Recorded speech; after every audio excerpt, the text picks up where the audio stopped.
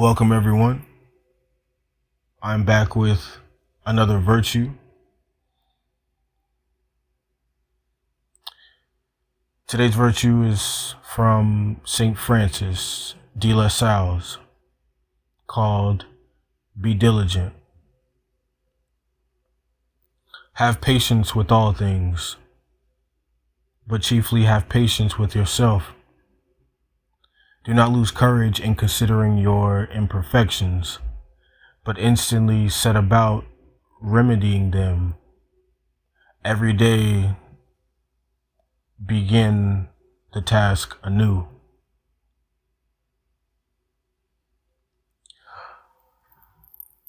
Part 3.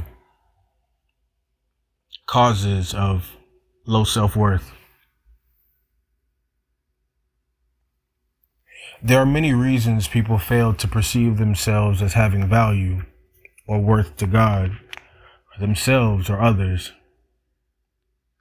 Generally, negative self-perceptions, develop in people when they are treated in ways that cause them to feel they are not valued by significant people in their lives. Unless these perceptions are changed, they will worsen over time. Negative perceptions that begin in childhood are difficult to replace with positive perceptions in adulthood. The best time for a person to examine and evaluate his or her self-worth is before self-perceptions become strong and solidified. As in the case of Dory, the more she was rejected, the more she rejected herself and those around her. Her greatest need was to have someone accept her and value her as a person. This would help heal her emotional wounds and cause her to see her significance. That someone turned out to be the true healer of the brokenhearted. In Psalm chapter 147, verse 3, He heals the brokenhearted and binds up their wounds. What is the impact of rejecting parents? When Dory and her sister were left at the orphanage, her mother promised to visit them, and she did twice over a span of 7 years. At the first visit, Dory, exuding immense excitement, immediately ran to her, calling out, "Mother, Mother." In her exhilaration, Dory had forgotten she was to call her Mother Laura, never Mother. Repeating her past pattern, this rejecting parent pushed Dory aside only to greet her sisters with both a hug and a gift. Such harsh, heartless rejection of Dory continued all throughout her mother's lifetime. The roots of rejection are not always easily uncovered, especially when the tentacles reach deep into childhood.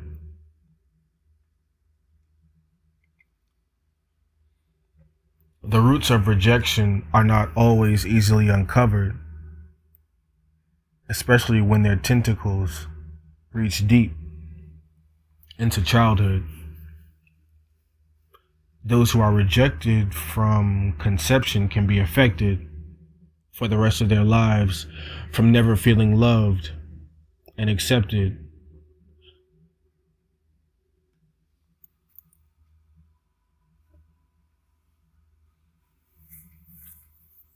Or from never knowing the comfort of a mother's warm, reassuring embrace, or the security of a father's strong, protecting arms. When rejection is all you have known, identifying its origins can feel overwhelming and frightening. But if rejection is to be removed from your life, it must be fearlessly faced and dug up by the roots and replaced with the loving acceptance of the Lord. Isaiah chapter 44, verse 2. This is what the Lord says. He who made you, who formed you in the womb, and who will help you. Do not be afraid. The actions and attitudes of parents toward their children send clear messages to them about their value and worth as human beings. These messages plant themselves deeply in a child's heart and carry lifelong implications. Addicted parents may say,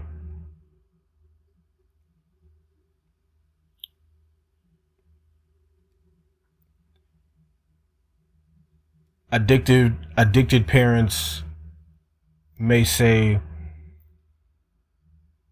that their alcohol or drugs are more important than I am.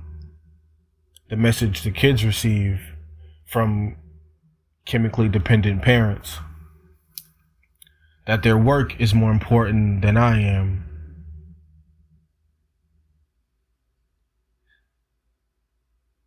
Those addicted parents come off as workaholic parents.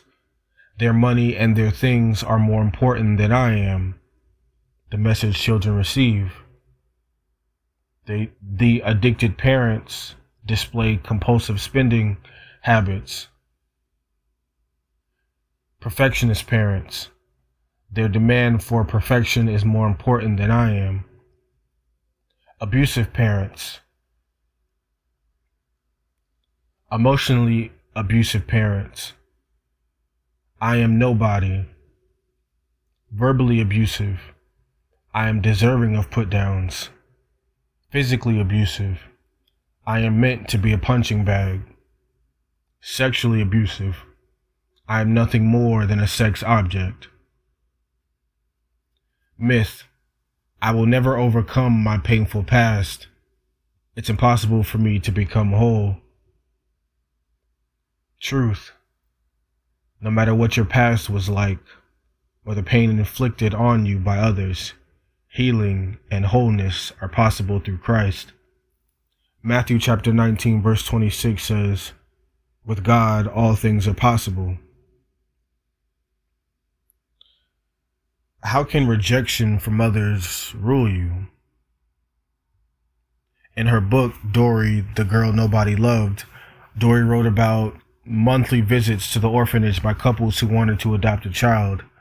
My dread of those special days escalated month by month. No doubt I reflected the rejection I felt. My shoulders drooped with agony of that lineup. I could not look up with smiling anticipation as the cute children did. I detested being inspected by people I knew would never accept me. So I would hide. I would be dragged into the room with a dirty, tear-stained face. Thankfully, Dory's story did not end with her not being chosen, for she was chosen by another, by God Himself. Has not God chosen those who are poor in the eyes of the world to be rich in faith and to inherit the kingdom He promised those who love Him? James chapter 2 verse 5. Those who repeatedly experience significant rejection by others receive the message that they deserve rejection. They then internalize the message and begin to reject themselves. This is especially true when rejection comes from those who are in position of authority and on whom the child depends. Such children grow up replaying in their minds the messages of rejection they have received until the voices of others become their own voices. Children find it virtually impossible to replace the big booming voices of adults or parents with their own small inner voices. Only the loving, accepting voice of God is powerful enough to override and eventually silence voices with messages of rejection, and thus salvage the self-worth of those who experience rejection as children. Only God can bring them to the point of saying, from Psalm chapter 27 verse 10, though my father and mother forsake me, the Lord will receive me. Parents and authority figures, those who are overcritical, send the message that says, I am unacceptable.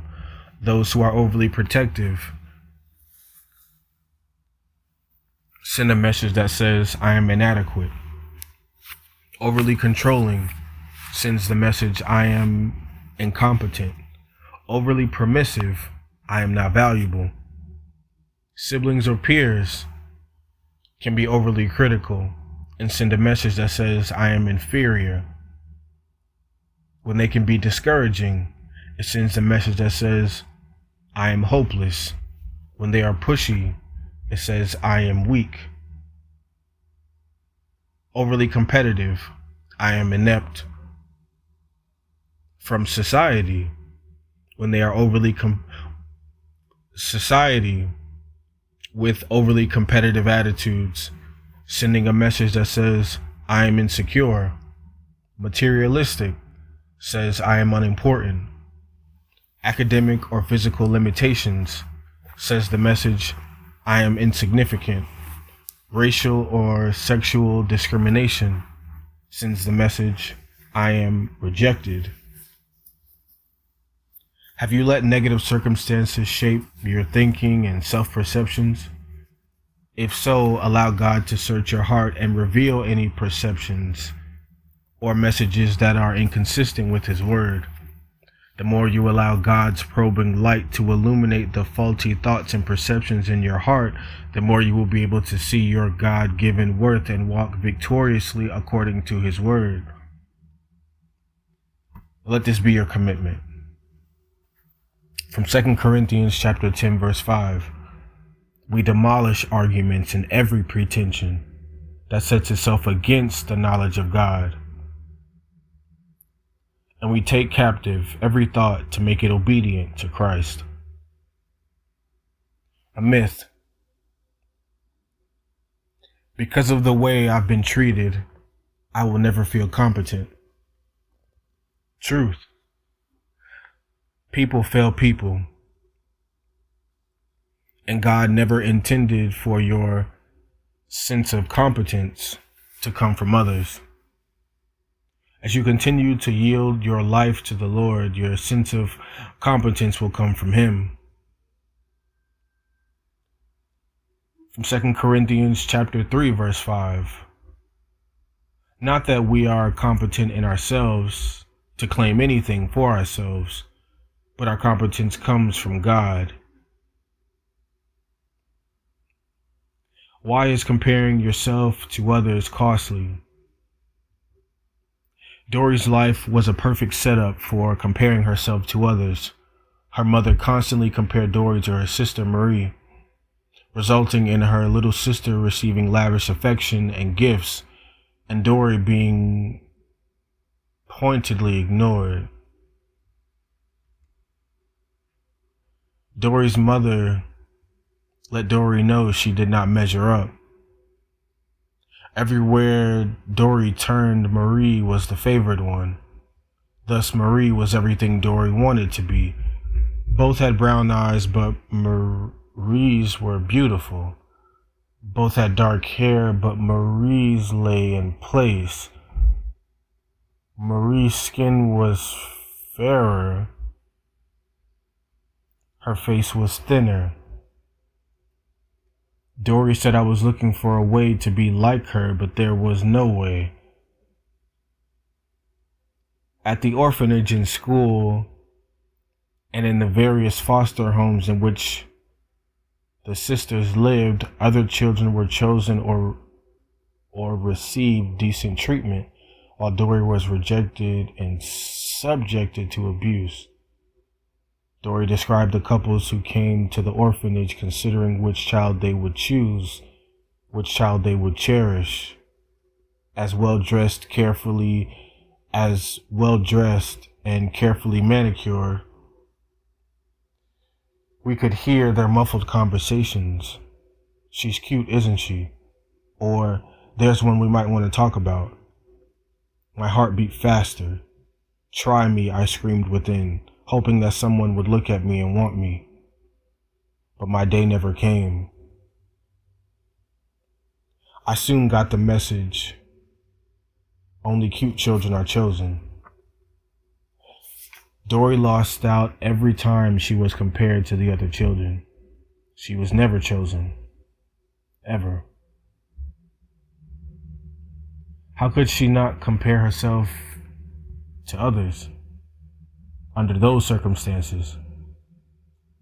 However, God had a plan for Dory, and He would work out His purpose, His will for her life.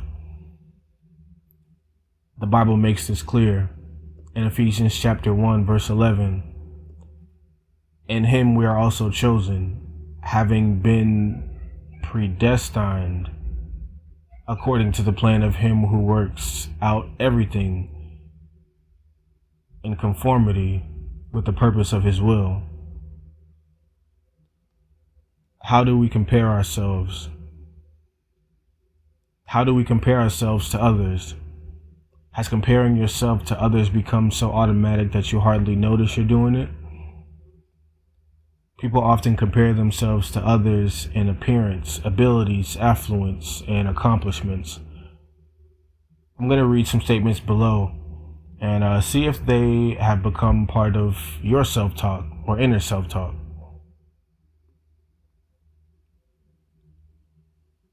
Appearance.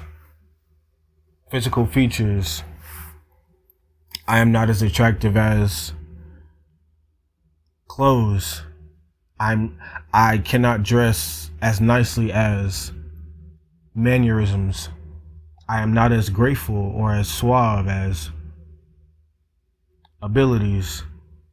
Physical abilities. I am not as athletic as. Mental abilities. I am not as smart as. Social abilities. I am not as popular as. That one has a lot to do with social media, but affluence, financial job status.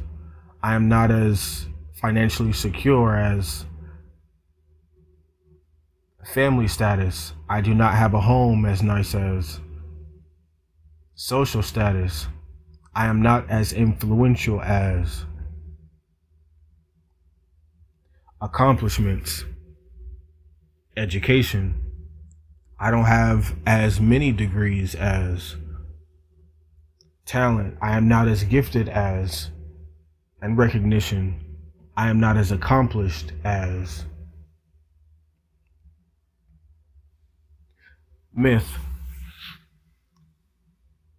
I'll never be able to stop comparing myself to others. Truth. Life is a series of choices. And while you may feel you cannot change, God will not instruct you to do something without giving you the power to do it. God says if you compare yourselves to others, you are not wise. 2 Corinthians chapter 10, verse 12. When they measure themselves by themselves and compare themselves with themselves, they are not wise. Why is wrong thinking so wrong? Dory had every reason to develop wrong thinking and form faulty perceptions of herself. From her earliest memories, all she was told was that she didn't do anything right, that everything was her fault, that she wasn't good enough, that no one loved her or found value in her. She was convinced she was ugly. She thought, I must be the ugliest child that ever walked. I felt so ugly on the inside, I believed I was ugly on the outside. Maybe it's my curly hair or my nose. In Hans Christian Andersen's fairy tale, The Ugly Duckling, the main character felt rejected by all the barnyard birds because they didn't like his looks or his awkward waddle. He didn't see the beautiful swan inside him, although the beauty was there all along. Many people are like this young swan and look only at their outer image to determine their inner worth. If they could see what God sees, what a difference that would make. Do you go through life fearing what others think? Some people look in the mirror and see only an ugly duckling, a sad little bird with no self-worth. In her early years, Dory considered herself an ugly duckling. Ugly and unadoptable Dory. Not only was she called ugly, but she also felt ugly because of the repeated rejection she faced. 1 Samuel chapter 16, verse 7. Man looks at the outward appearance, but the Lord looks at the heart. A low sense of self-worth can result from how you perceive yourself, and how you think others see or perceive you. Faulty perceptions lead to faulty conclusions. Faulty conclusion: I didn't do it right. I can't do anything right. That faulty perception is perfectionism.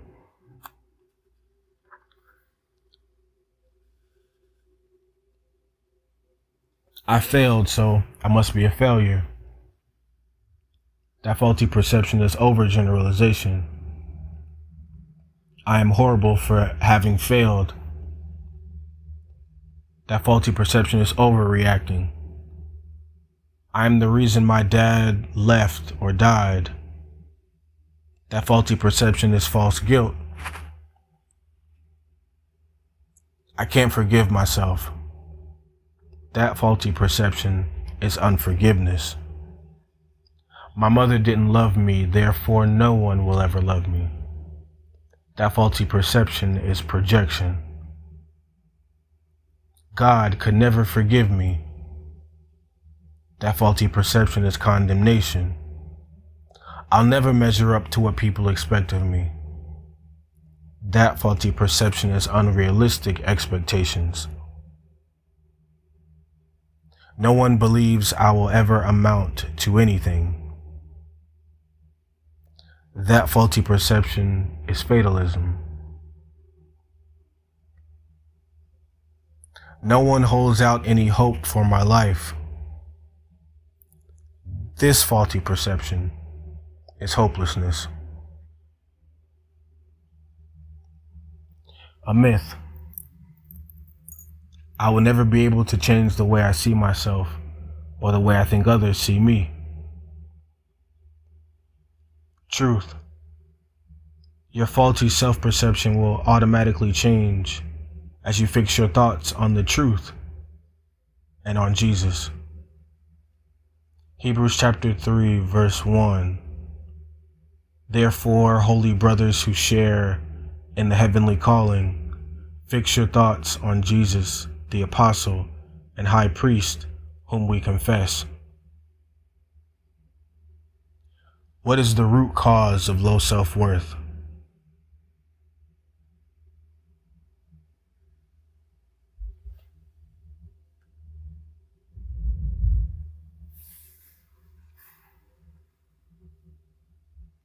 Although Dory never had a close friend at school, she tried.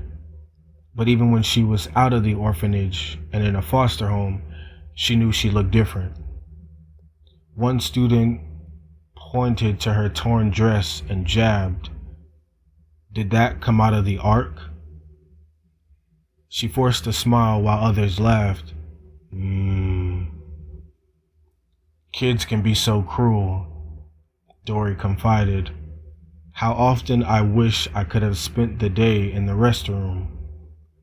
She just wanted to hide. Dory found it difficult to survive the impact of a callous, cruel world without taking on the cynicism and bitterness of the world. Whatever the contributing factors to your low estimation of your worth, they are held in place by wrong beliefs that you have come to embrace over the years. But a low opinion of yourself can be overcome by replacing wrong beliefs with right beliefs. In Romans chapter 12, verse 2, do not conform any longer to the pattern of this world, but be transformed by the renewing of your mind. Then you will be able to test and approve what God's will is, His good, pleasing, and perfect will.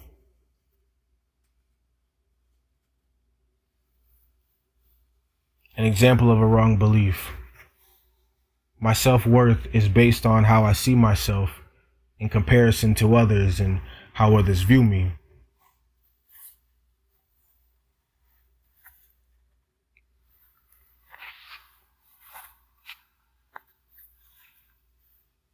The right belief. My self-worth is not based on how I or others see me, but on how God sees me because I was created by Him in His image. Not only did Jesus pay the highest price for me by dying on the cross for my sins, but he also lives in me to fulfill his plan and purpose for me. In Ephesians chapter 2, verse 10, we are God's workmanship, created in Christ Jesus to do good works, which God prepared in advance for us to do. Thank you for listening.